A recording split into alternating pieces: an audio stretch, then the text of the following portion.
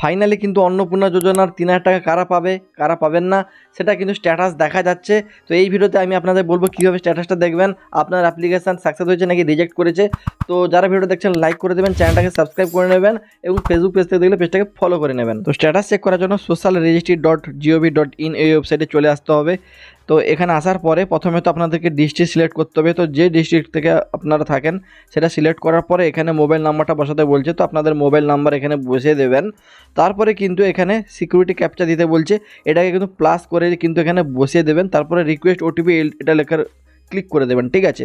তো এরপরে আপনাদের যে মোবাইল নাম্বারটা দিয়েছেন এখানে হেড অফ দ্য ফ্যামিলির মোবাইল নাম্বারটা দিতে হবে, তো যেটা অ্যাপ্লিকেশান করার সময় করেছিলেন।